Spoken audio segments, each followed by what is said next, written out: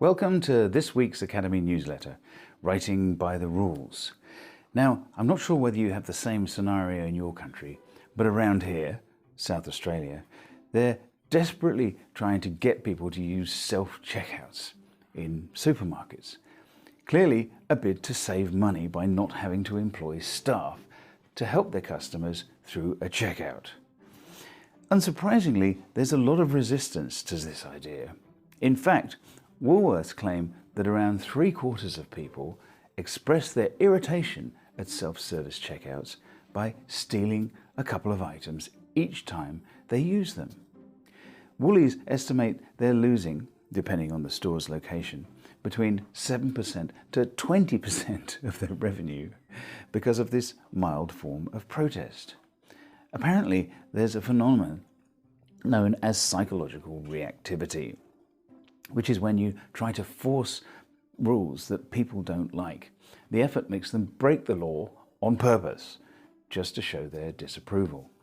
You know, like the way a baby will refuse to eat broccoli, or a teenager will react against a curfew, or a billionaire will resist paying taxes. Now, writers are a bit like this when it comes to genre writing. Many writers don't like rules. They see guidelines as disruptive to creativity or spoiling the fun. Consequently, authors that write crime or romance or fantasy can easily slide into a best-selling genre, while those who do not like rules will fall outside of genre classifications and, as a result, find gaining an audience much more difficult.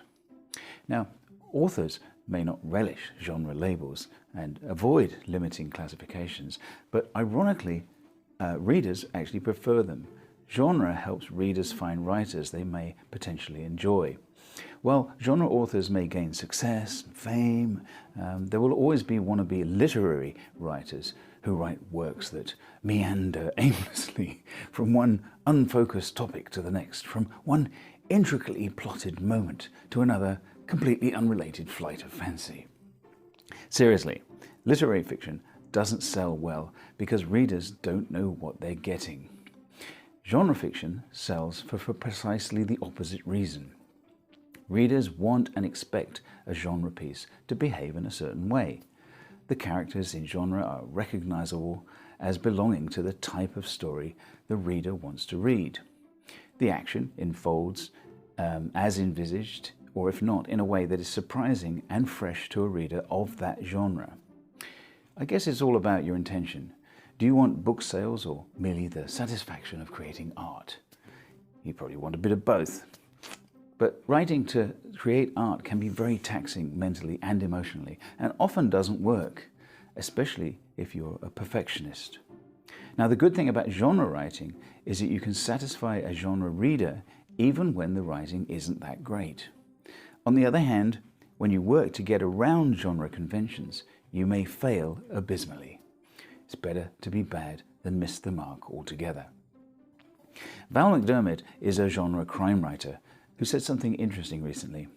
In one of her books, she mentioned that telling a gripping story is only half the job of the author. The other half is making readers like your characters and your story. Too many wannabe writers get so wrapped up in hyperreality, wallowing in sex, grit and violence, trying hard to be original, but often losing the sympathy of the reader along the way. There's really no point to being outrageous if you do not create empathy. It's interesting, my partner and I have just binge-watched actually, Dead to Me. The only 2 seasons of this fun black comedy exemplify much of what I'm trying to say here. All of the characters do bad things. They break the law, cause harm and upset, and here's the kicker, they're all likable for different reasons. Interestingly too, the Christina Applegate character, Jen, was compelling and sympathetic all the time. She was gorgeous and sexy. Her willfulness was attractive. Her ability to get away with crime seemed kind of right somehow. But, through no fault of her own, in real life, the actress contracted MS and started putting on weight. This is tragic and sad, yes, and no crime in itself, but I couldn't help myself. I just didn't like her character as much. I stopped wanting her to get away with her crimes. I wanted her to suffer and take responsibility for her actions. Why? Simply because she was no longer beautiful. This taught me a hugely valuable lesson about fiction and our willing suspension of disbelief. Also, I realized why movie stars have to be good looking. Because despite the best efforts of writers, their characters often don't work if they're not. Okay, I hate myself for being so shallow and for playing to my own prejudices. But, we all have inbuilt prejudices. Rules and conventions are there for a reason. They express ideas that are universal. It's about balance at the end of the day. If you're writing a thriller and you focus on a psychopath, say, to explore his motivation, you better have a nice person on the other side of the coin that your reader can root for.